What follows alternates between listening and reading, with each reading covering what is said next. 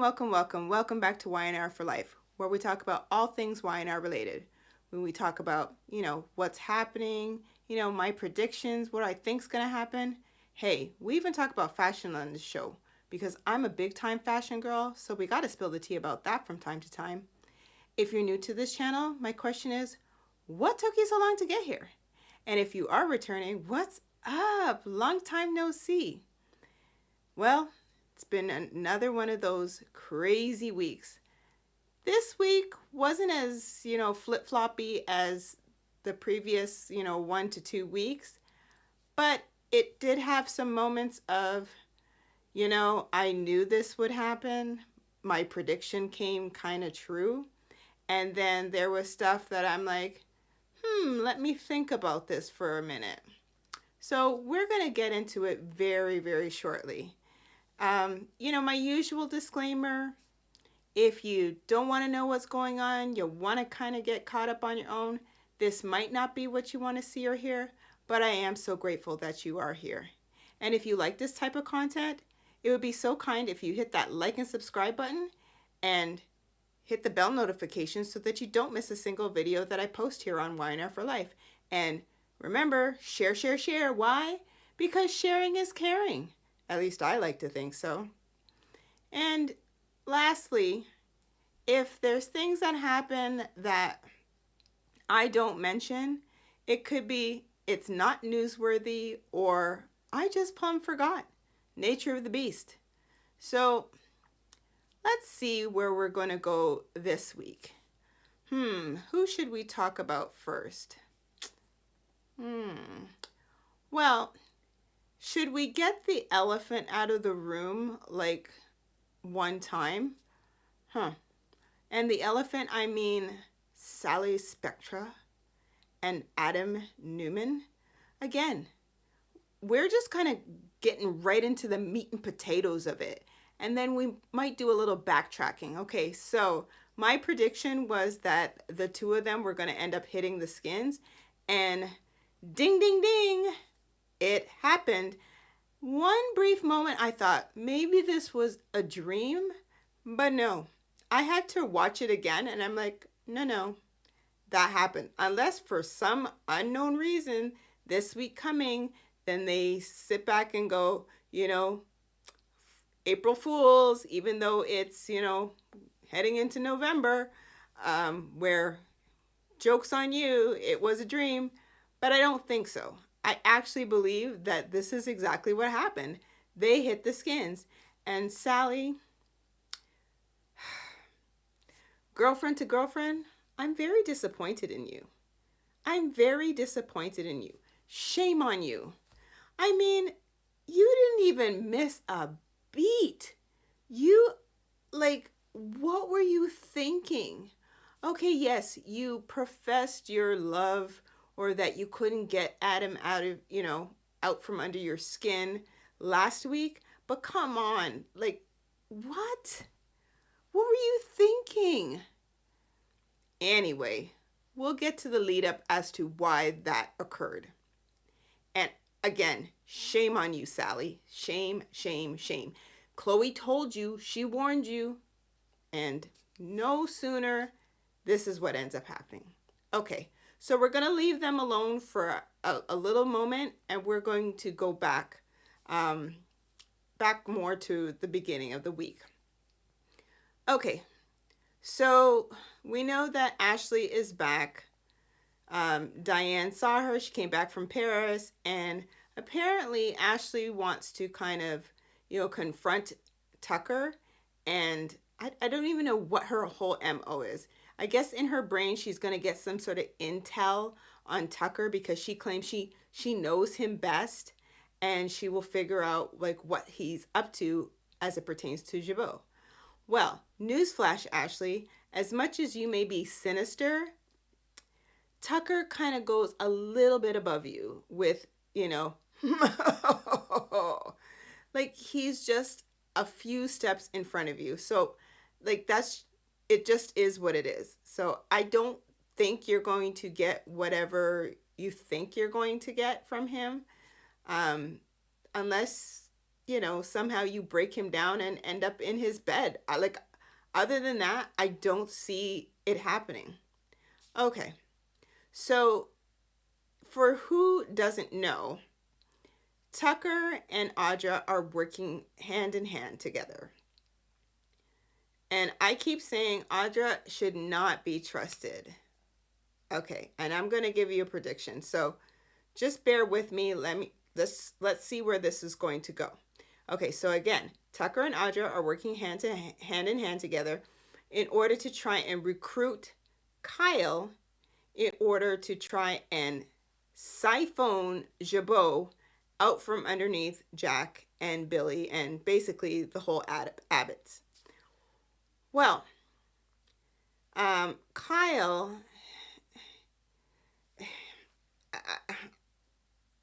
give me a moment here. Kyle, he is either so daft or bravo Kyle. Okay.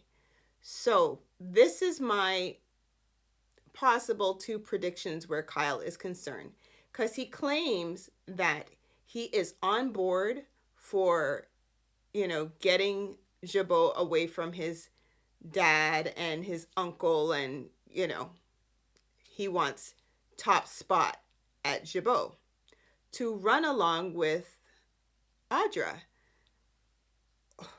Okay, so my prediction is either, once again, he's either so daft and thinks that somehow he's going to come out from underneath this unscathed, and that he's going to get that top position at Jabot. Or he is playing Audra and Tucker like a fiddle. And I want to err on the side of the fiddle. And here's why. Because I feel as though Kyle will pull the wool over their eyes and then basically hand them over on a silver platter to his father and his mother, and basically said, to say, I stopped the coup, I did it my way, and this is what has occurred.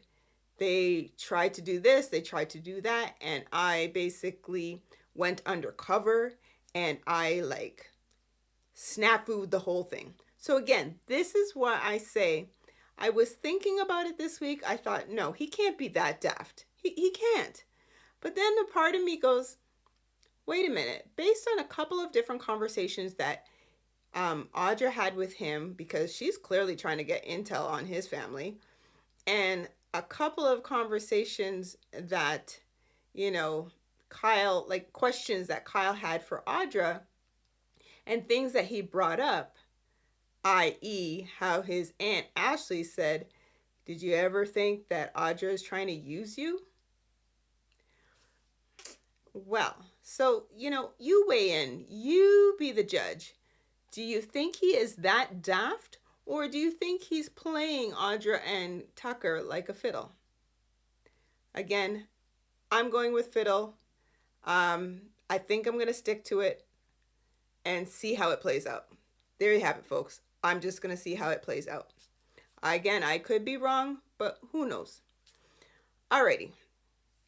So we've got them again, Kyle and Audra, which, side note, Audra's fuchsia coat at the end of the week. Whoo! Yes! That was a coat. I mean, I was trying to look it up, and I was looking at the buttons, and I thought, well, is that Kate Spade? That color was on point. And now, I am not an Audra fan, but she has a couple of moments where her outfits are bang on. But again, I digress. That's the fashion moment for the week, because everything else was subpar. All right, so let's go to, let's just briefly talk about Ashley and Tucker. So Ashley ends up going to the club, to Tucker's room. she gets in there, he lets her in, and she's like, I want to apologize. And she says to him, don't you think you need to apologize as well? Okay, riddle me this. What happened in Paris? I'm like, what? She Ashley's going on about how Tucker scared her. Like she's never seen him that angry, and like, what happened in Paris?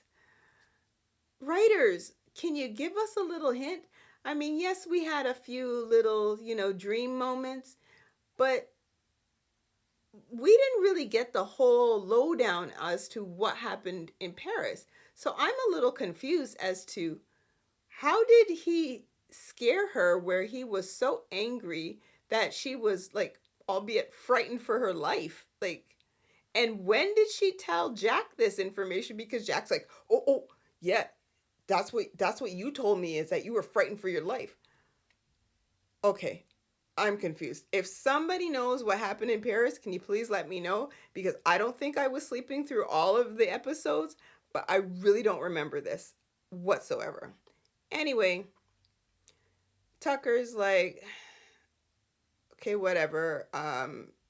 Don't you think we could try and move past this? And she's like, basically like, no. And yeah, they basically part ways. It was not really a full scene filler, but I didn't get it. She ended up going back to the house, and Jack and Diane were there, and oh yeah, Mamie was there as well. And it was a whole big, like, how are you doing? Clearly you went to see Tucker. What happened? She's like, well, I'm still standing, or whatever she said. I'm okay, whatever. And Jack's like, I need to put my foot down, and this is not a good idea. Stay away from Tucker. He's bad news. He's dangerous, and whatever. So let's be done with that. Okay. Let's talk about, and I'm going to say this was more of the scene filler, okay? And I said it before, Phyllis and Danny Romalotti, okay? Phyllis has got her little goo goo eyes over Danny because Danny has always been Mr. Soft Spoken. It's this little raspy voice, Oh, Phyllis. And, he just wants to see the good in everybody. Much like Do Gooder Daniel. It's just Do Gooder Daniel has a bit of a hot temper. But I don't even remotely, for all the years that I watched Young and the Restless, I don't ever remember Danny like flying off the handle and like losing his mind. Maybe when he found out about Phyllis years and years ago with how she tricked him into, getting pregnant with Daniel, but even then he was still like, yeah, what? He was just nice. Anyway, so now Phyllis clearly has her little goo goo eyes over Danny because he's being super nice to her. And back to the bug, aka Cricket. Um, yeah, it's gonna be like a whole trio thing. And Phyllis, don't try and run her over again for Danny, because that would just be ridiculous. Anyway, so they had gone to Daniel's new condo, brought some chairs. Like, what? They brought 4 chairs? They brought 4 chairs? And I mean, these weren't like folding chairs. These were full out, like, dining room chairs. What did you do? Tote them up the elevator? Like, what? So anyway, the 4, like, Phyllis, Danny, Danielle, and Lily end up having some celebratory eats, if you will, and drinks to, welcome Daniel into his new place. And every chance Phyllis got to throw Heather and Lucy their names into the mix just to just grind it into Lily, she was doing the most. But by the end of the whole dinner, Lily was like, okay, well, this was nice. And Daniel's like, oh, you didn't see what my mother was doing? You didn't see like how she was like trying to like, throws Heather's name like in like every little conversation, like every chance she got. She's like, whoa, whoa, whoa, Daniel, like I think you're reading way too much into this, and it really like it really disturbs me that you are more upset about this than I am. Like I'm not upset. Like she's a grandmother wanting to be close to her granddaughter, and like whatever, man. Like basically Lily was like, are you like not secure in our relationship? That's basically what she was saying.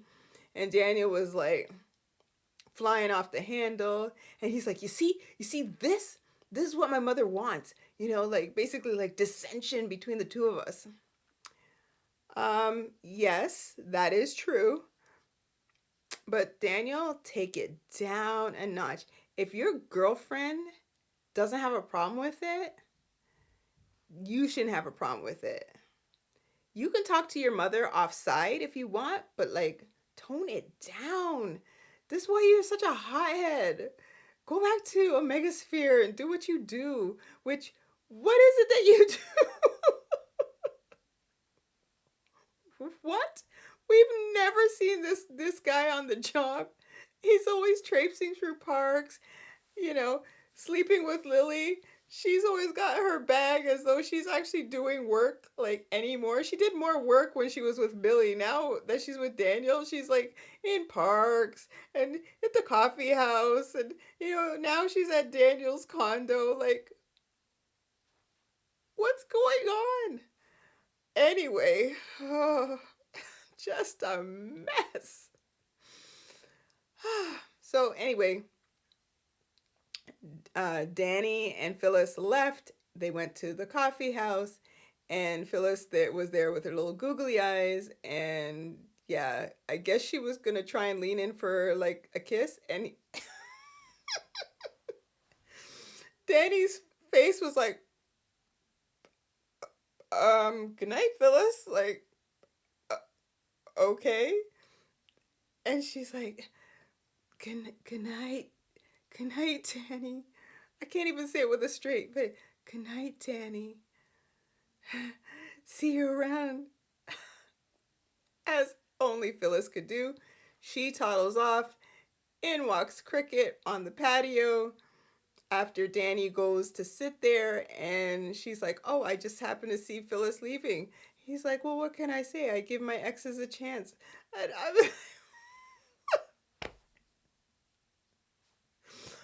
oh, Danny, you're not that smooth. Oh boy. So anyway, Cricket ends up spilling her guts, and I'm just charging through her because I don't care for her character. I not one bit. Never have. Probably never ever will. So she basically tells Danny how she went to Portugal, Lisbon, and she was with Paul, and everything seemed copacetic at first. She thought that they were going to work on their relationship, but then they ended up taking um, a trip elsewhere, and because she had some time off. I was like, you have time. I dare say she said something to the effect like she had sick days. Oh my goodness. Oh, anyway, so they went off somewhere, and again, she thought they were going to work on the relationship, but then she realized that, there was nothing left, and Paul just was like, yeah, we're done, that kind of thing. So she's like, man, in front of Danny, and it's not good, Danny. It's not good. It's over. Okay, Cricket, moving right along. So that was pretty much that. as I said, kind of like scene fillers. I really didn't need to see that, but because we haven't seen Paul, we know that you know he's not coming back on the show because they did him dirty. But anyway, didn't need to be there. Okay, so who can we talk about next? Um, let's talk about Victor and all his shenanigans. Okay, so let's backtrack just a trifle. So we saw that little that doodle of the snake, which was a very calculated doodle. And it had fangs, and it just led up to the picture of Newman Towers, and it had all the body of the snake had all his, the kids that he works with. So Nicholas, Victoria, and Adam, like their names, all in the body of this snake. Once again, Victor, did you pay somebody to doodle that? Because your hand's steady enough to do that. Just saying, I like you, Victor. I really do, but who did that for you? Anyway, so Adam brings this doodle, if you will, to Nicholas at Neil's Jazz Lounge, and he's like, "Look, something's going on with our dad, and I'm very concerned. Have you ever known Dad to doodle?"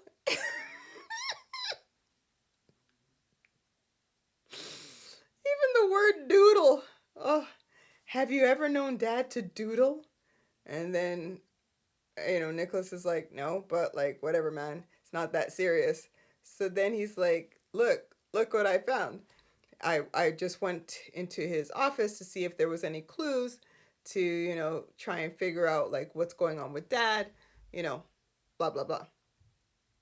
Nicholas is like, Joe Smooth, look, man, I don't see that there's anything wrong. I don't see, what's the big deal. But what I do know is you're spot on. I don't want you involved. And he's like, but he's my dad too. This is very true. And needless to say, Nicholas was not having it. Anyway, Nicholas looks at the doodle once again, and he clearly comes up with an epiphany, like, ding! And he ends up charging over to, his parents' home because he told Adam, like, stay out of it. I'm going to handle this. And he goes over and he basically charges into Victor and Nikki saying, what's going on? Like, what is this? And whatnot, whatnot. So Victor's sitting there like, like, what's the problem? Anyway, um, Nicholas basically says to him, like, I want to know, like, what's this about? Basically fess up what's going on. So Nikki, she chimes in with, Victor, it's, you have to confess. Like, this is so cruel. Victor, enough is enough. So then Nicholas is like, wait, what's going on? So are you telling me that this has all been like a scam, basically? Like, we've been duped? So eventually Victor fesses up and he's like, I mean, this was cruel, Dad. Like, why would you do this? Like, I could see Adam, like, but like, so that means you don't trust me? You don't trust Victoria? Hothead Nicholas. You don't trust me? You don't trust Victoria? And, like, this is cruel. And Victoria's been worried sick about you, and like day in and day out. And I've been worried about you, thinking that you like losing your faculties, and like, what's going on? Like, that you would do this? So then he's like, well, I had to figure out once again, basically, like, who the Judas of the who the Judas is. Basically, I want to see who's going to betray me. from the kids. He's like, well, it ain't me, and we clearly know it's Adam. So like, why'd you have to like put us into this like this mess that you've created? Anyway, Victor is like, well, son, now that you know this information, I need you to basically keep quiet. Wait, what? So you expect me to now become your ally in this nonsense? Are you nuts? Like, that's not gonna happen. Well, Victor's like, all will be revealed soon because Victor is so ominous all the time. Like, he's just always like this dark cloud of crazy, dark cloud of craziness that Victor carries around all the time because he doesn't want to say and his plan and this is Victor. Oh boy. Well, Nicholas is like, you think I'm not going to tell Victoria what's going on? And he's, son, please don't do that. And well, of course, Nicholas ends up telling Victoria. While he's telling Victoria, Victor ends up contacting Nate and telling Nate that he's got to come over, like toot sweet, right away. And Nate comes over, and Victor basically, says, my kids think I'm losing my faculties, and I think maybe I am. I didn't even realize that my granddaughter had died, and you know, so he's kind of playing Nate like a fiddle. Again, they've got a lot of fiddles to go around on this show. So he's playing Nate like a fiddle and basically says to Nate, this conversation stays with us. I need you to contact like whomever, because well, Nate basically offered up, I can contact some professional, see if they can assess you and find out if it's like just general aging, forgetfulness, or if there is something that's a cause for concern. And just like I will be discreet where you're based on what you're telling me, I will make sure that whomever is discreet as well. And he's like, well, thank you very much. I appreciate that. And just so you know, if anybody is to contact you, make them contact you on your cell phone and not through any email or anything of the sort. Because if Adam gets wind of this, like it could be basically catastrophic. And Nate's like, wait, wow, you really don't trust him, do you? And he's like, well, do you blame me? That kind of thing. And he's like, and make sure you don't tell Victoria either. And he's like, well, Victoria would want to know this information. It would like ease her mind. No. And if you tell anybody, um, like basically he's threatening him. Like there's consequences.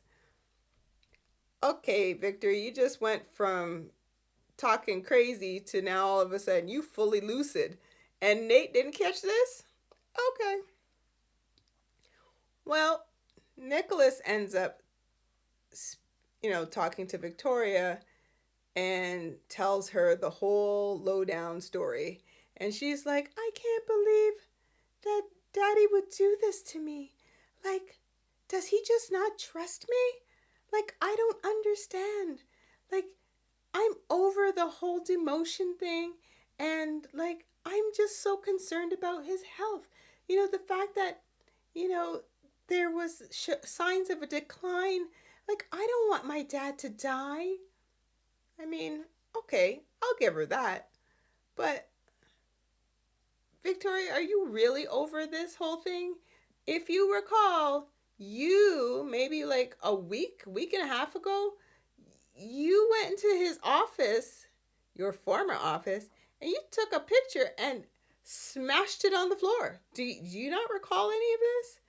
And you were like all hot and bothered over the fact that your picture was removed from the wall with a quickness. And Victor told you, don't you have a wall in your office?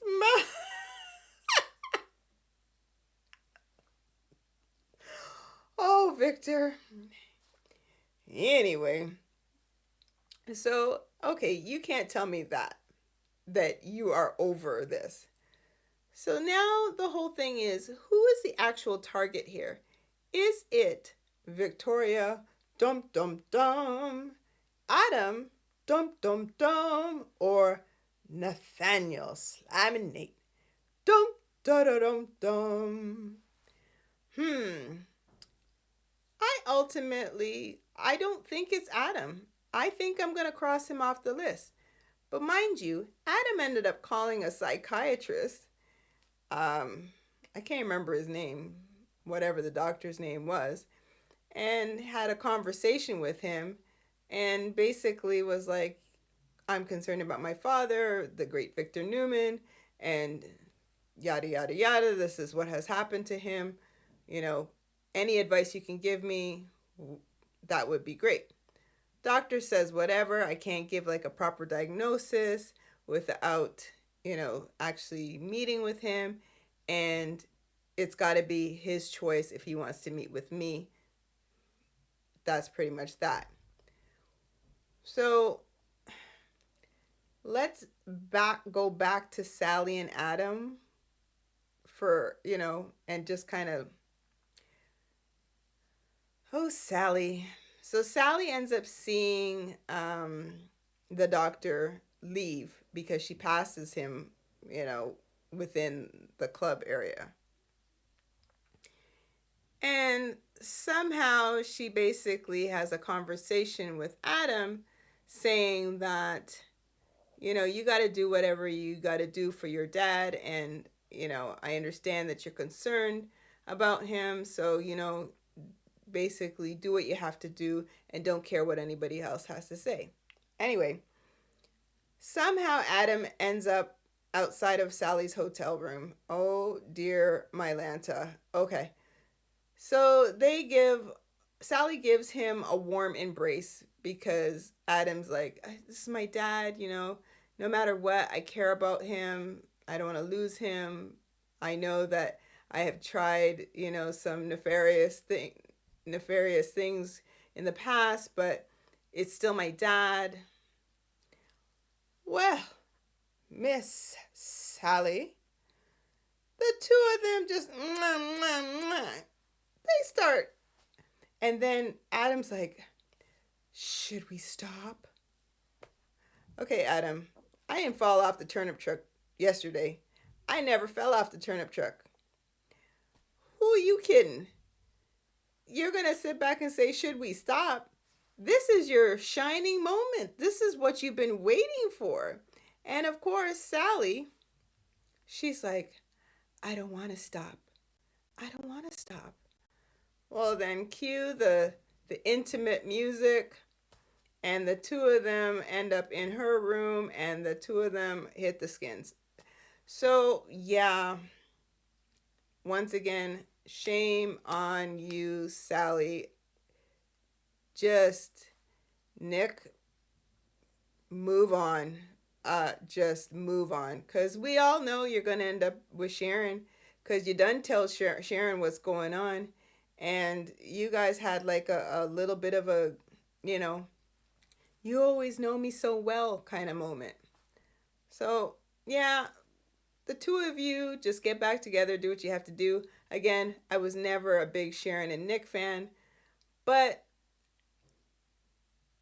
just let the two of them ride off into the sunset and just leave Sally and Adam to their own devices because it's just a mess.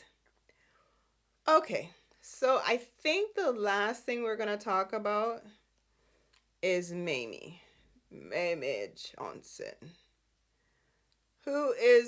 she is just slippery, but she is so slippery that she is, basically, how should we say, she's letting her cards show. If you actually saw any of it, but here's what happened. So Nate is sitting at the club, sipping on coffee or whatever. She sees Nate. She asks Nate if she could join him, and he basically gives her this,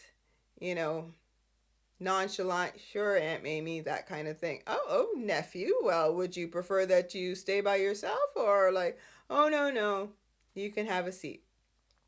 So they're sitting, they have their little conversation where she goes right back to, you need to come back to Chancellor, Chancellor Winters. And yeah, he is not feeling that whatsoever. Anyway, um, at some point in time, and it just looks so awkward. He's sitting there, kind of staring off into space, drinking coffee, and Aunt Mamie is on her phone, not even paying attention to Nate. That, like, clearly text messaging, whatever. Ashley comes down, happens to see her because she had just come from Tucker's room. Happens to see Aunt Mamie. She walks over, Aunt Mamie. And the two of them embrace, have their hugs, and whatever. Mamie's like, oh, Ashley, I'm so saddened to hear about, your failed marriage, you know. And she's like, well, what can you say? Twice the charm. Oh, sit down and join us for some coffee. And she's like, oh, Mamie. Well, eventually Ashley says to Mamie, let's go home and, let's talk about things there. And I'm sure everybody would love to see you, and we can plan something there. Well, ding! Mamie's phone goes off. Now, Nathaniel happens to peer because the phone is sitting face up, okay? It's sitting face up on the table, and Nate happens to peer over, and it's a message from Tucker because it says Tucker McCall saying basically we need to meet. And Mamie picks up the phone and tries to kind of play it off. She doesn't even realize that Nate has seen this, and he's like, is everything okay, Aunt Mamie? Oh, yes. Well, once again, Mamie, you're slipping. And clearly, the cat is going to come out of the bag. Now, my thing is, how do you think, they're going to take it when they realize that you're working hand in hand with Tucker, of all people? Now, once again, my prediction is Tucker is trying to do all this nonsense in order to basically hand the company, Chancellor Winters, over to Devon and Lily, oust Jill somehow, and just silver platter it to his son. As it pertains to Jabot, he's probably just trying to, again, stick it to Ashley, but I don't think that's going to happen. And basically, he's going to end up where nobody likes him at all. Like, they're not, like, he's already not well liked as it is, but now it's just going to be like, more fuel to the fire. So, yeah, Nate basically texts Devon and Lily saying that we need to meet up and have a chit chat, and it's regarding Aunt Mamie. So you will see what happens next week. Have we covered everything? For the most part, I think we have. There was a couple other little, scenes here and there. Nothing to write home about, really. It was nothing really to write home about. But the big thing was the fact that Sally, oh, let me not even, Sally, you've now gone from here down to here in my books with what you just did. And Adam, transparent. I don't necessarily give you wrong, but you've really been like on her case like crazy. We need to be together. We belong together. Man, man, man. You just wouldn't quit.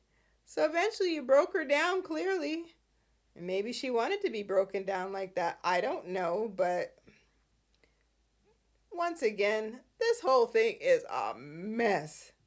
Victor, what you're doing, I don't know.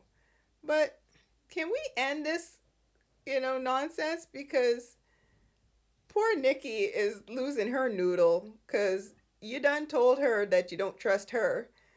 And she's like, Victor, I I would never betray your trust. Yeah, so it's just been a hot mess. But I can't wait for this week coming to see what kind of craziness happens. So, if you have stuck it out to the end of this video, I am so grateful. I really appreciate your support. Um, it has been a blast as usual. I love speaking about Y&R and what's happening and just all the craziness, the mess, it is just completely soapy, sudsy nonsense. But I love it every last minute. So once again, if you like this type of content, you like what you see, you like what you hear, don't forget to hit that like and subscribe button and hit the bell notification so that you don't miss a single video that I post here on Y&R For Life. Once again, it's been my pleasure. It's been a blast. Man, I really appreciate everybody. And I look forward again to next week. So you take care.